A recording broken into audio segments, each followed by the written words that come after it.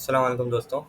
आज हम लोग क्लास 6 के अंदर जो हमारा काम हुआ था उसका रिवीजन करेंगे और फंक्शंस के बारे में पढ़ेंगे कि फंक्शंस क्या होते हैं और एरो फंक्शंस क्या होते हैं टाइपस्क्रिप्ट के अंदर या इन जनरल प्रोग्रामिंग के अंदर फंक्शंस क्या होते हैं। तो फंक्शंस पढ़ने के लिए पहले हम लोग को एक कॉन्सेप्ट आना चाहिए कंपाइलर का। तो बेसिकली कंपाइलर होता क्या है?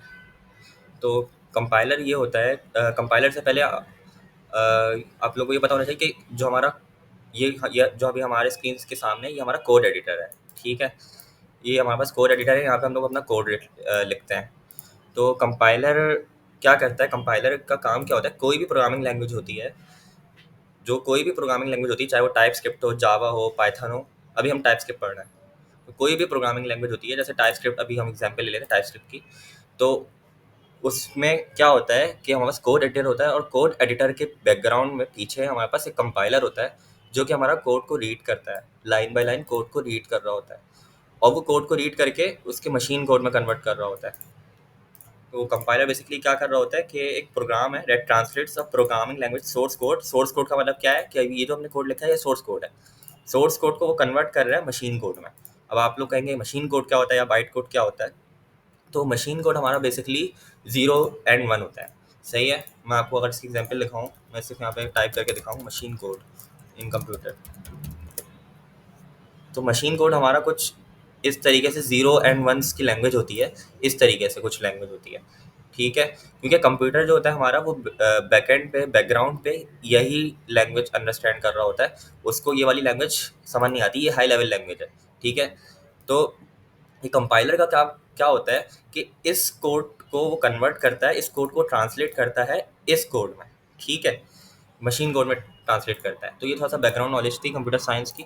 अब हम लोग क्या पढ़ रहे थे असल में? फंक्शंस। तो फंक्शंस के लिए कंपाइलर को समझना जरूरी है कि कंपाइलर ये कोड कैसे कन्वर्ट करता है, ट्रांसलेट कैसे करता है। तो कंपाइलर क्या करेगा? सबसे पहले ये फर्स्ट लाइन को पढ़ेगा, रीड करेगा, स्कैन करेगा और इसको कन्वर्ट करेगा, फिर सेकंड लाइन को करेगा, फिर थर्ड फोर्थ ऐसे चलेगा। ठीक है, तो इसको फर्स्ट लाइन में तो अभी कमेंट दिख जाएगा, इस एग्जाम्पल में तो कमेंट किया हुआ है मैंने, तो उसको वो स्किप कर देगा, यहाँ तक स्किप कर देगा, यहाँ से फिर वो पढ़ना स्टार्ट करेगा। ठीक है, अच्छा, तो ये कंपाइलर का कॉन्सेप्ट हो गया कि लाइन बाय लाइन वो कोड को रीड करेगा और कन्वर्ट करेगा। ठीक है, अब वो क्या कन्वर्ट करके वो क्या 0 1 की लैंग्वेज है वो हम उससे हमें लेना देना नहीं है। हमारा काम ये है कि इस कॉन्सेप्ट को समझ लेना, अभी ये आगे काम आएगा हमें कॉन्सेप्ट। तो फंक्शंस बेसिकली होते क्या हैं? फंक्शंस प्रोग्रामिंग, किसी भी प्रोग्रामिंग लैंग्वेज के अंदर, सिर्फ टाइपस्क्रिप्ट के अंदर नहीं होते, किसी भी प्रोग्रामिंग लैंग्वेज के अंदर सबसे इंपॉर्टेंट चीज़ होता है। फंक्शंस का काम ये होता है कि हमारा जो कोड है उसको रीयूजेबिलिटी उसकी बढ़ा देता है। अब मैं ये वाली बात आपको एग्जाम्पल से समझाता हूँ। ठीक है, तो फर्ज करें हमारे पास एक फंक्शन है सम का।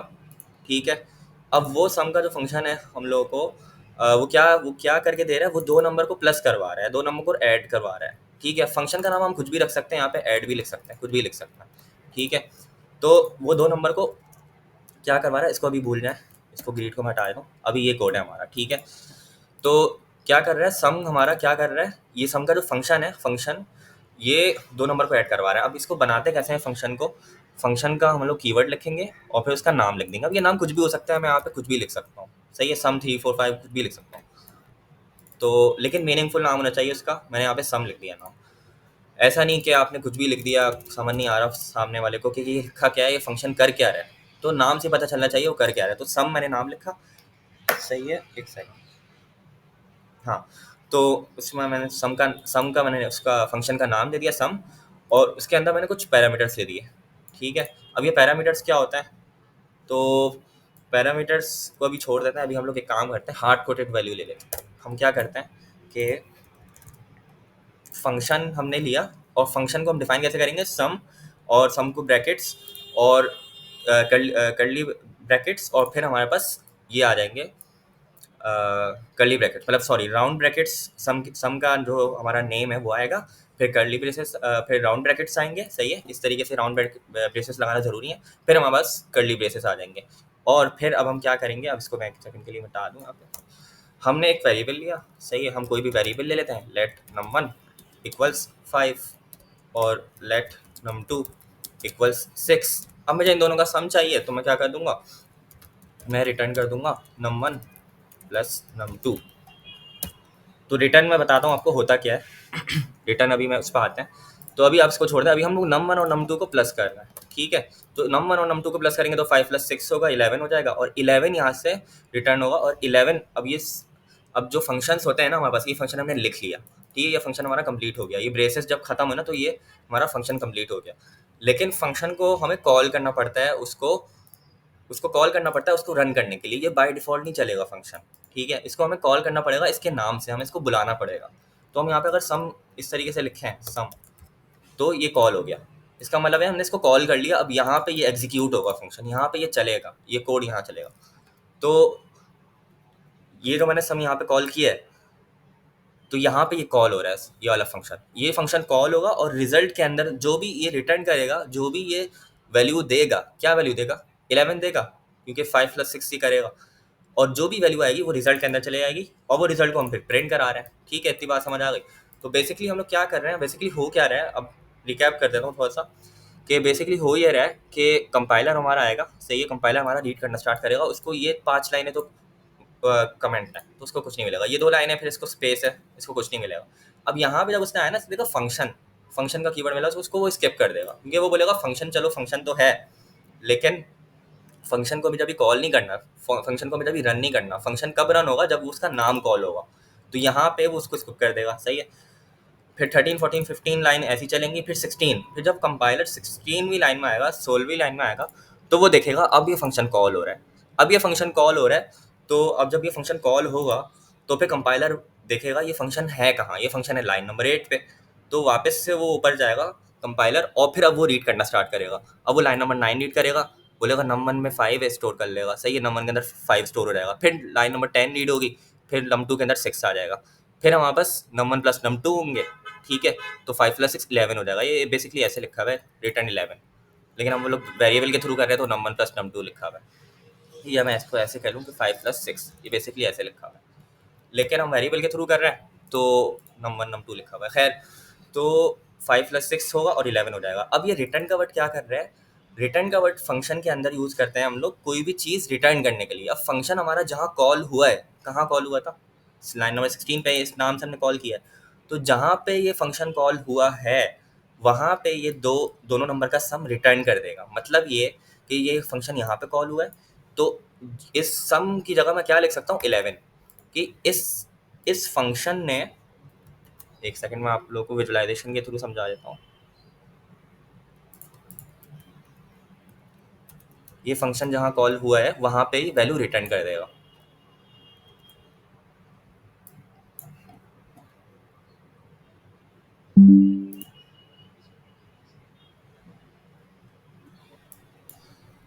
तो ये फंक्शन कॉल यहाँ पे हुआ था, ठीक है। तो कंपाइलर यहाँ पे गया, ठीक है, इसने ये दोनों नंबर इनिशियलाइज किए, डिक्लेयर किए, 5 6, num1 में 5 आ गया, num2 के अंदर 6 आ गया। फिर ये वाली लाइन चलेगी, इसने दोनों को प्लस किया, सही है। अब ये रिटर्न जो होगा ना, रिटर्न जब होगा तो ये वापस से इधर आ जाएगा कंपाइलर, और ये बोलेगा कि रिटर्न उसने वहाँ से वैल्यू की है, अब यहाँ पे वैल्यू 11 हो जाएगी, ठीक है। यहाँ पे वैल्यू 11 हो जाएगी, यहाँ पे वैल्यू 11 आ जाएगी, ठीक है। अब ये 11 जो होगा ये जाएगा रिजल्ट के अंदर, रिजल्ट के अंदर स्टोर होगा। और हम फिर इस 11 को console.log रिजल्ट में स्टोर हो गया 11। अब इस रिजल्ट को हम प्रिंट कर लेंगे console.log के थ्रू। तो बेसिकली हो क्या रहा है, कंपाइलर हमारे पास यहाँ पे आ रहा है, इसको स्किप कर रहा है, फिर जब इस लाइन पे आ रहा है तो फंक्शन कॉल हो रहा है। फंक्शन जब कॉल होता है तभी वो फंक्शन चलेगा, ऐसे बाय डिफॉल्ट नहीं चलता फंक्शन, ठीक है। तो फंक्शन कॉल हुआ, फंक्शन कॉल हुआ तो कंपाइलर ने देखा कि फंक्शन है कहाँ, ये लाइन नंबर 8 पे। ये किया, वापस इसने ये फंक्शन रन किया, लाइन बाय लाइन रन किया, और इसने फिर यहाँ से आखिरी लाइन में रिटर्न देखा। तो रिटर्न क्या करता है कि जो भी वैल्यू, जो भी रिजल्ट हमारा है, वो वैल्यू रिटर्न कर देगा जहाँ पे फंक्शन कॉल हुआ। फंक्शन कहाँ कॉल हुआ था, इधर, तो इधर 11 आ गया, इसकी जगह 11 आया, 11 रिजल्ट को असाइन हुआ, रिजल्ट के अंदर 11 गया और हमारा रिजल्ट प्रिंट हो गया, ठीक है। अब बात ये रही कि क्या ये रिटर्न लगाना ज़रूरी है, क्या ज़रूरी होता है ये रिटर्न लगाना। तो ये ज़रूरी नहीं है, आप लोग चाहो तो इसको ऐसे कर दो, रिजल्ट इक्वल्स num1 num2। अब यहाँ पे कुछ रिटर्न नहीं हो रहा, ठीक है, कुछ भी रिटर्न नहीं हो रहा यहाँ पे। मैं इस लाइन को अगर हटा दूँ, मैं सिर्फ सम को अगर कॉल करूँ, इसको भी हटा दूँ, अब यहाँ पे कुछ भी रिटर्न नहीं हो रहा। ये ज़रूरी नहीं होता रिटर्न करना, सही है। मैं यहीं पे इसको कंट्रोल करा सकता हूँ क्या, बिल्कुल मैं करा सकता हूँ, मैं यहीं पे करा के देख लेता हूँ रिजल्ट। अब यहाँ पे ये फंक्शन कुछ रिटर्न नहीं कर रहा, ये क्या कर रहा है, हमने इसको कॉल कर रहे हैं, जब हमने इसको कॉल किया इस नाम से, तो कंपाइलर यहाँ पे आएगा, फिर यहाँ फिर जंप करेगा लाइन नंबर 8 पे, और फिर ये लाइन बाय लाइन एग्जीक्यूट करेगा, और फिर ये कंसोल डॉट लॉग रिजल्ट कर देगा। अब मैं इसको अगर रन करके देखूँ क्या ये चलेगा? ये बिल्कुल चलेगा, लेकिन प्रिंट होगा या नहीं होगा? तो देख लेते हैं अभी, ये प्रिंट होगा नहीं होगा। मेरी फाइल का नाम है main.ts, tsc main.ts।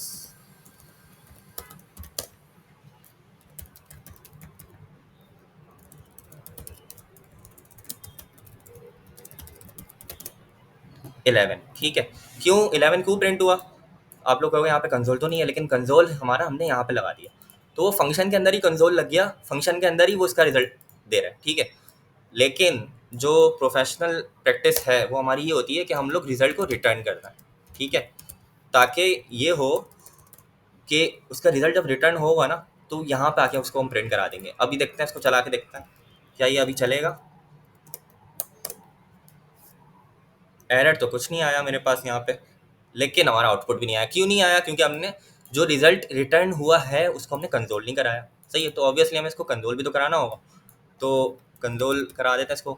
कंसोल हमने लगा कराया नहीं था, तो वो सिर्फ रिटर्न हो गया, उसको रिटर्न तो हो गया रिजल्ट, लेकिन वो कंसोल नहीं हुआ, ठीक है। कुछ इस तरीके से हम लोग इसको करेंगे।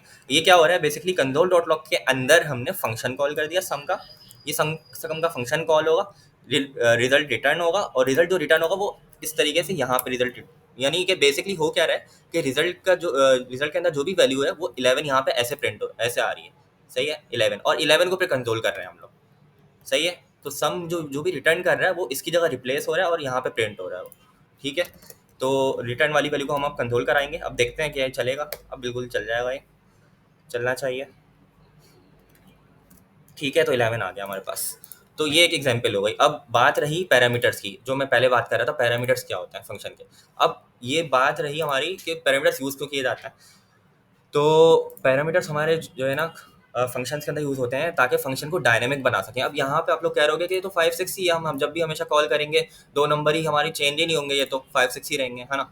तो हम इसको पैरामीटर दे देंगे। अब मैं चाहता हूँ कि मैं सम के अंदर जो भी दूँ ना, जो भी 2 नंबर दूँ वो प्लस होके आ जाए, चाहे वो कोई से भी नंबर हो, 34 दूँ 7 दूँ, इन दोनों का आंसर आ जाए, ठीक है। तो पैरामीटर्स क्या होते हैं, फंक्शन के अंदर हम लोग ऐसे फंक्शन के राउंड ब्रेसेस के अंदर, राउंड ब्रैकेट्स के अंदर हम लोग ऐसे कॉमा से सेपरेट पैरामीटर्स दे देते हैं, ठीक है। अब वो एक पैरामीटर भी दे सकते हैं और 2 पैरामीटर भी दे सकते हैं। अब यहाँ पे क्योंकि एक पैरामीटर देने का फायदा नहीं है, 2 नंबर का सम होता है, तो हम लोग यहाँ पे 2 पैरामीटर देंगे, ठीक है। हम चाहे तो 3 भी दे सकते हैं, 3 का सम हो जाए, लेकिन सिंप्लिसिटी के लिए अभी मैं 2 पैरामीटर करवा के दिखा देता हूँ आप लोगों को। तो 34 6 मैंने जैसे इन दोनों को नंबर्स को ऐड करवाना है, ठीक है।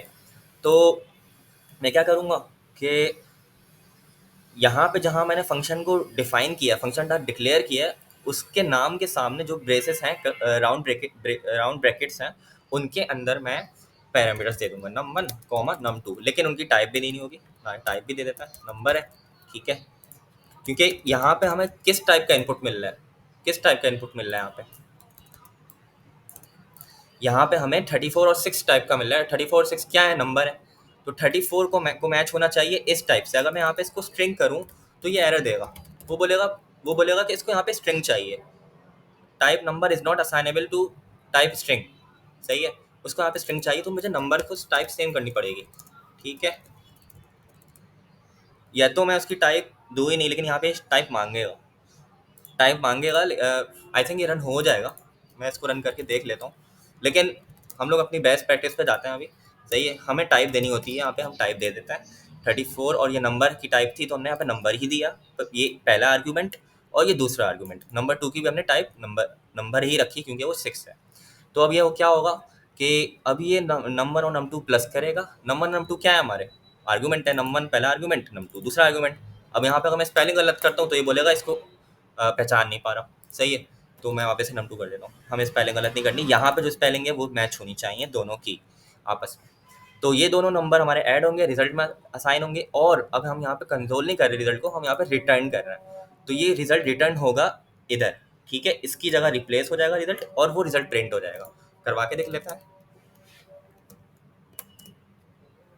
34 + 6 40 आना चाहिए, बिल्कुल सही है, ठीक है। 40 आ गया हमारा। अब बात रही फंक्शंस को यूज़ क्यों किया जाता है। तो फंक्शंस हमारे जो यूज़ होते हैं ना, वो इसलिए होते हैं कि कोड को बार बार हमें लिखना नहीं पड़े।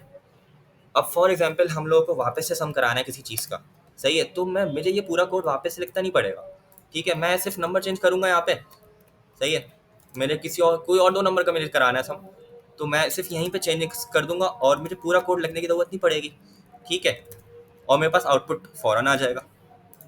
तो इसलिए हम लोग फंक्शंस को यूज़ करते हैं बेसिकली। दूसरी चीज़ हम लोग फंक्शंस को इसलिए यूज़ करते हैं कि देखें ऐसे ही मेरे पास आउटपुट आ गया, इस तरीके से मैं जितनी बार भी चाहूँ मैं रीयूज़ कर सकता हूँ। एक तो ये है कि हमारी रीयूजेबिलिटी बढ़ जाती है कोड की, बार बार लिखना नहीं पड़ेगा, लाइन ऑफ कोड्स कम हो जाएंगी। लाइन ऑफ कोड जितनी कम हो और फंक्शनैलिटी जितनी ज़्यादा हो उतना अच्छा समझा जाता है कोड को। तो एक ये चीज़ हो गई कि उसकी क्या बढ़ जाती है, रीयूजेबिलिटी बढ़ जाती है, कोड को बार बार रीयूज़ कर सकते हैं हम, एक ही दफ़ा कोड लिख के हमने बार बार यूज़ कर लिया उसको और डिफरेंट नंबर्स को ऐड करवा रहे हैं। अब बात रही कि ये काम हम ऐसे मैनुअली भी करा सकते थे, हाँ बिल्कुल करवा सकते हैं, लेकिन वही वाली बात कि हम लोग बार बार लिखेंगे क्या, हमें बहुत ज़्यादा मेहनत करनी पड़ेगी, ठीक है। और दूसरी बात ये कि ये अभी तो मैंने 2 लाइनों का कोड लिखा है, अब यहाँ पे ये जो मैं चाहूँ तो ये बहुत सारी लाइन्स का कोड का फंक्शन हो सकता है, ठीक है, ये बहुत सारी लाइन्स का कोड का फंक्शन हो सकता है और फिर हम उसको वापस लिखेंगे हर दफ़ा के लिए, तो 100, 150, 200 लाइन्स का भी फंक्शंस होते हैं या 100 लाइनों के फंक्शंस होते हैं, तो उनको हम लोग एक ही दफ़ा फंक्शन बना देते हैं और उसको रीयूज़ कर सकते हैं, वरना हम लोग 200 लाइनें बार बार थोड़ी लिखेंगे कोड में ऑब्वियसली, ठीक है।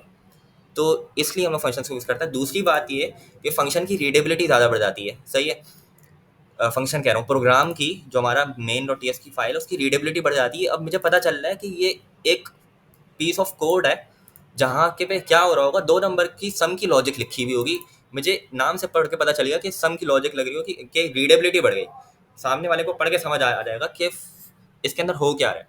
तो दूसरी वजह ये होती है हमारी फंक्शन यूज़ करने की, लेकिन मेन वजह यही है कि कोड की रीयूजेबिलिटी बढ़ जाती है, ठीक है। तो ये चीज़ हो गई। अब आते हैं हम लोग पैरामीटर्स, मैंने आपको बता दिया, डिफ़ॉल्ट पैरामीटर्स का मैं आपको जल्दी से बता देता हूँ, मैं इसको पहले कमेंट करता हूँ। और डिफ़ॉल्ट पैरामीटर्स क्या होता है, तो पैरामीटर्स आप लोगों को पता ही है क्या होता है। डिफ़ॉल्ट का मतलब ये होता है बाय डिफ़ॉल्ट सेटिंग जो है वो, ठीक है। तो यहाँ पे हमारे पास एक फंक्शन है सिंपल ग्रीट, सही है, उसको मैंने कंसोल डॉट लॉग के अंदर कॉल कराया है, सही है। कॉल जब कराऊंगा मैं तो यहाँ पे डिफ़ॉल्ट का मतलब क्या होता है, डिफ़ॉल्ट पैरामीटर एक पैरामीटर दे देता है। अब हमने फंक्शन लिखा, सही है, इस तरीके से हमने फंक्शन लिख लिया, हमने एक बाय डिफ़ॉल्ट पैरामीटर दे दिया। बाय डिफ़ॉल्ट पैरामीटर क्या दिया, मैसेज इक्वल्स टू हेलो। अब ये मैसेज जो है ना, कोई भी एक पैरामीटर है, इसको कुछ भी लिख सकते हैं हम, इसको एम भी लिख सकते हैं, सही है, एम भी लिख सकते हैं, इसकी कोई स्पेलिंग भी ऐसी कोई इशू नहीं है, कुछ भी लिख सकते हैं। मैंने मैसेज लिखा इज इक्वल्स टू हेलो, तो ये क्या करेगा कि अगर हम यहाँ पे कोई भी आर्ग्यूमेंट या कोई भी पैरामीटर डिफाइन नहीं करेंगे तो ये हेलो बाय डिफ़ॉल्ट ले लेगा और हेलो को रिटर्न कर देगा, ठीक है। तो इसको हम रन करके देख लेते हैं एक बार।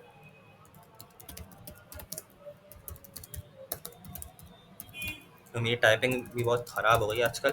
Node main dot JS hello, सही है। अब मैंने यहाँ पे ध्यान से देखें, मैंने यहाँ पे कोई पैरामीटर नहीं दिया, फिर भी इसने हेलो मुझे रिटर्न करके दिया क्योंकि हेलो बाय डिफ़ॉल्ट पैरामीटर है।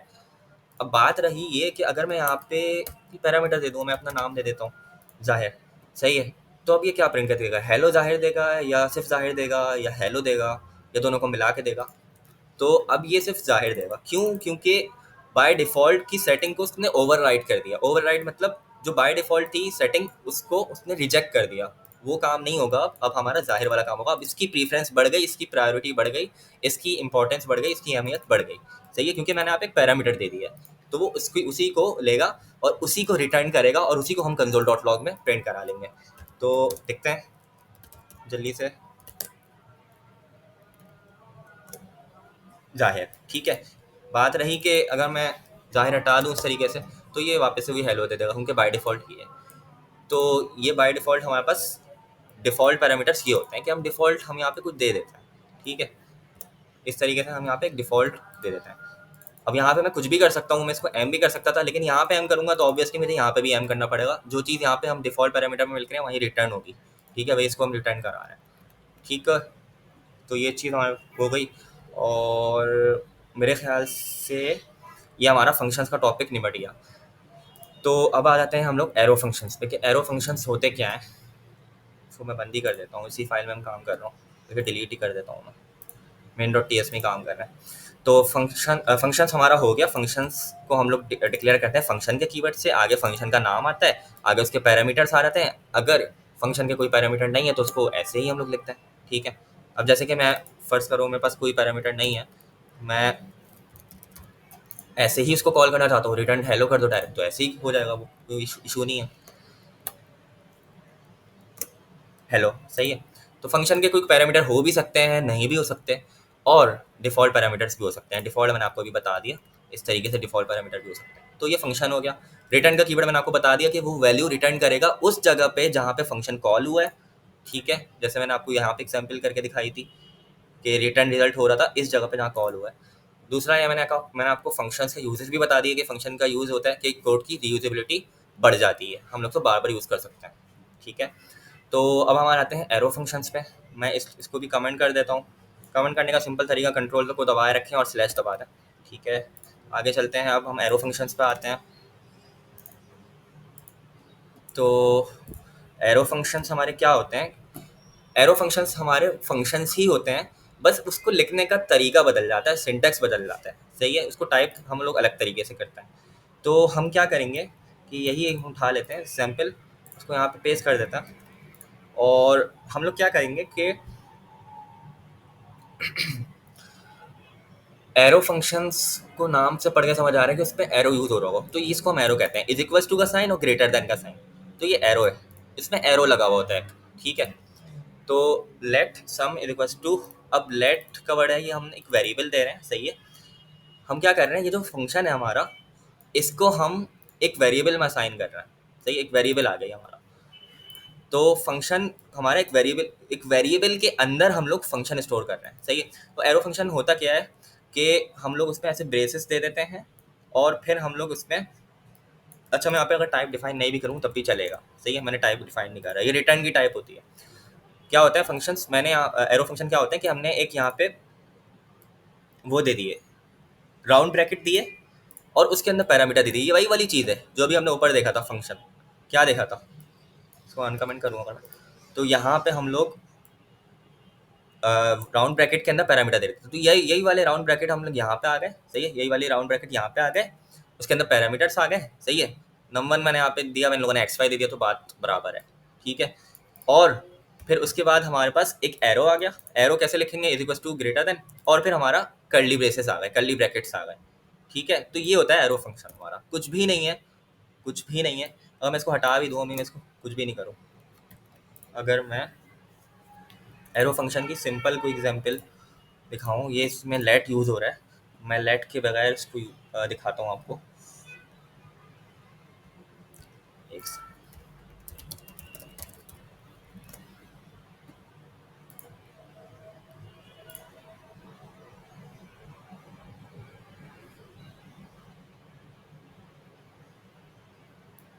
अच्छा, लेट हमें यूज़ करना ज़रूरी है। लेट का कीवर्ड हम हटा नहीं सकते, वरना उसका सिंटैक्स गलत हो जाएगा। अगर मैं लेट का कीवर्ड हटा के देखूँ इधर, तो ये एरर दे रहा है, कैन नॉट फाइंड सम, सही है? तो इसमें हमारे पास लेट का कीवर्ड आएगा, ठीक है? और लेट का कीवर्ड आएगा, फिर सम हमारा फंक्शन का नाम आ जाएगा। फंक्शन का नाम क्या है? सम इज इक्वल्स टू, और फिर हम लोग उसके वो दे देंगे, जो पैरामीटर्स होते हैं वो दे देंगे। अगर हम चाहें तो कोई पैरामीटर नहीं दें, हम यहाँ से पैरामीटर्स हटा देते हैं, इस तरीके से हम लोगों ने पैरामीटर हटा दिया, तो इस तरीके से हो जाएगा। अब इसके यहाँ पे इसको कुछ भी रिटर्न कर देते हैं, हेलो हेलो रिटर्न कर देता हूँ मैं, सही है? और सम को मैं अगर कॉल करूँ, तो ये सम क्या कर देगा, ये क्या प्रिंट कर देगा? प्रिंट तो अभी नहीं करेगा, मैंने कंसोल नहीं कराया, ये रिटर्न कर देगा सिर्फ हेलो, सही है? ये करेगा। तो पैरामीटर हट भी सकते हैं, पैरामीटर लगा भी सकते हैं, और डिफ़ॉल्ट पैरामीटर का भी वही चक्कर है कि डिफ़ॉल्ट पैरामीटर भी आ जाएगा इसमें। मैं कंट्रोल Z कर देता हूँ वापस से इसको, ठीक है? और ये एरो आया, फिर हमारे पास कर्ली ब्रैकेट्स आ गए, ठीक हो गया? तो रिटर्न x+y हो गया, और अब हम इसको कॉल करेंगे, तो ये रिटर्न होगा सम 10 और 20 का सम, सही है? लेकिन अभी हमने इसको कंसोल नहीं कराया, तो इसको कंसोल करा लेते हैं जल्दी से। तो अब ये प्रिंट हो जाएगा हमारे पास 10+20 यानी कि 30,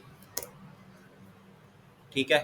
तो एरो फंक्शन हमारे पास क्या होता है, उसमें सिर्फ एरो आ जाता है, ठीक है? कुछ उसमें मसला नहीं है, वही पूरा कॉन्सेप्ट है। सिर्फ ये टाइप स्क्रिप्ट के अंदर, जावास्क्रिप्ट के अंदर एडवांस कॉन्सेप्ट है, जो कि बाद में थोड़ा आया है, थोड़ा न्यूअर वर्जन में आया है जावास्क्रिप्ट टाइप स्क्रिप्ट के, तो इसलिए ज़्यादातर लोग अभी यही यूज़ करते हैं। चाहे तो हम लोग वो भी यूज़ कर सकते हैं, कोई इशू नहीं है, कॉन्सेप्ट वही है, लिखने का अंदाज़ अलग है, सही है? और एक और चीज़ मैं फंक्शंस में आपको बताना भूल गया कि फंक्शंस के अंदर हमारे पास एक और चीज़ होती है कि यहाँ पे ना हमारे पास फंक्शन की जो रिटर्न टाइप होती है, फंक्शन जो चीज़ रिटर्न कर रहा है, रिटर्न का मैंने आपको कॉन्सेप्ट दे दिया कि रिटर्न क्या होता है कि जो भी वैल्यू होगी वो रिटर्न हो जाएगी, लेकिन वो वैल्यू किस टाइप की होगी, सही है, वो वैल्यू किस टाइप की होगी। अब यहाँ पे जो हमारा रिजल्ट रिटर्न हो रहा है, जो भी चीज़ रिटर्न हो रही है, यहाँ पे क्या रिटर्न हो रहा है, रिजल्ट, तो वो किस टाइप की होगी, नंबर होगा ऑब्वियसली, दो नंबर को प्लस कर रहे हैं तो नंबर ही आएगा हमारा। तो वो किस टाइप की होगी, तो हम लोग लिख सकते हैं यहाँ पे, हम लोग जब हमने पैरामीटर्स दिए, हमने अपना राउंड ब्रैकेट क्लोज किया, तो उसके आगे हम लोग लिख सकते हैं कॉलन और नंबर, ठीक है। तो ये बता रहा है कि जो हमारी जो भी चीज़ रिटर्न होगी वो किस टाइप की होगी, वो नंबर टाइप की होगी, तो वो नंबर टाइप की होगी, रिजल्ट हमारा नंबर टाइप का है। तो चाहे तो हम लोग इसको लिखें, चाहे तो नहीं लिखें, सही है, क्योंकि जो टाइप स्क्रिप्ट होती है वो बाय डिफ़ॉल्ट उसको पता चल जाएगा, बाय डिफ़ॉल्ट उसको पता चल जाएगा कि रिजल्ट है, रिजल्ट के अंदर नंबर है तो नंबर ही टाइप। लेकिन अगर हम लोग लिख भी दें तब भी कोई मसला नहीं है, सॉरी, इस तरीके से लिख दें तो भी कोई मसला नहीं है, उसको हम टाइप स्क्रिप्ट को एक्सप्लिसिटली डिफाइन कर रहे हैं कि जो भी चीज़ रिटर्न होगी वो हमारी नंबर टाइप की होगी। अगर मैं यहाँ पे, अगर मैं फॉर एग्जांपल यहाँ पे ये करने की कोशिश करूँ, क्या करने की कोशिश करूँ, कोई स्ट्रिंग रिटर्न करने की कोशिश करूँ, तो ये एरर देगा, बोलेगा कि आपने टाइप यहाँ पे नंबर लिखी हुई है लेकिन आप रिटर्न कर रहे हो रिजल्ट, तो ये नॉट पॉसिबल है, ये पॉसिबल नहीं है, ठीक है। तो हम उसको रिस्ट्रिक्ट करने के लिए कि हमारा जो जो भी चीज़ रिटर्न हो वो नंबर ही हो, हम यहाँ पे एक टाइप लगा देंगे। लेकिन अगर मैं यहाँ से टाइप हटा दूँ तो फिर वो एरर नहीं देगा, फिर वो बोलेगा कि रिटर्न हेलो और होने दो, कोई टाइप तो डिफाइन नहीं है ना, कोई भी टाइप डिफाइन नहीं है, वो बाय डिफॉल्ट उसको स्ट्रिंग ले लेगा और यहाँ पे स्ट्रिंग रिटर्न होगा और स्ट्रिंग प्रिंट हो जाएगा कंसोल के अंदर, ठीक है। तो हम लोग टाइप इसलिए डिफाइन करते हैं यहाँ पे, फंक्शन की रिटर्न टाइप इसलिए डिफाइन करते हैं ताकि हम उसको रिस्ट्रिक्ट कर दें, फिर फंक्शन को बोले कि हमें चाहिए नंबर ही, कुछ और चाहिए नहीं है हमें। गलती से अगर किसी ने कोड ऐसा लिख लिया कि वो स्ट्रिंग रिटर्न हो रही हो, तो उसको वो रिस्ट्रिक्ट कर देगा, वो बोलेगा कि आप स्ट्रिंग रिटर्न नहीं कर सकते, आपने नंबर डिफाइन की हुई है। तो हमें याद आ जाएगा, अच्छा हाँ हमें तो नंबर या रिटर्न करना था, तो ये इसलिए होता है। फिलहाल के लिए हम लोग वही कर देना कि मैं यहाँ से अब नंबर हटा भी दूँ तो कोई मसला नहीं आएगा, क्यों नहीं आएगा, क्योंकि बाय डिफ़ॉल्ट नंबर ही ले लेगा उसको, सही है। कोई भी इशू हो तो आप लोग कमेंट में पूछ सकते हैं। ये कॉन्सेप्ट हो गया रिटर्न टाइप का, चाहे तो लगा दें चाहे तो नहीं लगाएं, आपके ऊपर है। और अब मैं वापस से एरो फंक्शन पे आता हूँ, और एरो फंक्शन के अंदर भी सेम यही कॉन्सेप्ट होगा, मैं देख लेता हूँ फिर भी नंबर, हाँ, यहाँ पे भी हमने इसकी टाइप डिफाइन कर दी। क्या किस चीज़ की टाइप डिफाइन की, रिटर्न की। अब मैं यहाँ पे स्ट्रिंग करके देखता हूँ तो एरर देगा मुझे, बिल्कुल एरर दे रहा है, और वही एरर दे रहा है कि आप स्ट्रिंग असाइन नहीं कर सकते, क्योंकि दो नंबर है, दो नंबर को प्लस कर रहे हैं जब, तो वो नंबर ही आएगा ऑब्वियसली, तो नंबर की टाइप से वो स्ट्रिंग में कन्वर्ट नहीं करेगा उसको, ठीक है। तो नंबर हमने यहाँ पे डिफाइन कर दिया इस तरीके से, तो उसको रन कर लेते हैं एक बार, चल जाएगा, कोई आउटपुट वही रहेगा, कोई इतना इशू नहीं आएगा, सही है। तो हमारे पास 30 आ जाएगा। और मैं देख लेता हूँ कुछ और अगर चीज़ इसमें है बताने की काम की, तो वो मैं देख लेता हूँ। बाकी हम लोग यहाँ पे वही चीज़ बोल रहे हैं कि हम लोग रिटर्न कर सकते हैं ऐसे टेम्पलेट ट्रिटल के थ्रू, बैक स्पेस दबा के, ठीक है। इस तरीके से रिटर्न कर सकते हैं स्ट्रिंग, यहाँ पे स्ट्रिंग टाइप है, रिटर्न टाइप स्ट्रिंग है, सही है। और हम लोग इसमें वेरिएबल्स यूज़ कर सकते हैं डॉलर साइन करके टेम्पलेट ट्रिटल के थ्रू, ठीक है। वो रिटर्न, ये पूरी पूरी चीज़ रिटर्न हो जाएगी और कंसोल डॉट लॉग के अंदर हम इसको वो कर देंगे। एरो फंक्शन विद पैरामीटर मैंने आपको बता दिया कि एरो फंक्शन में भी पैरामीटर्स आ जाते हैं, डिफ़ॉल्ट पैरामीटर्स आते हैं, तो ये डॉक्यूमेंटेशन है, या यहाँ से जाके आप लोग और पढ़ सकते हैं इसके बारे में, क्योंकि मैंने आपको सिर्फ अभी बेसिक चीज़ें बता दी हैं इसकी, जो जो बेसिक है, जो क्लास में हम लोग को पढ़ाया था वो सब मैंने बता दिया आप लोगों को। फंक्शंस मैंने बता दिए और एरो फंक्शंस बता दिए। कोई भी इशू है तो आप लोग कमेंट्स में पूछ लीजिएगा, सही है। वीडियो थोड़ी सी ज़्यादा लंबी हो रही है, तो लाइक करें, सब्सक्राइब करें और सपोर्ट करें मेरे चैनल को। अल्लाह हाफ़िज़।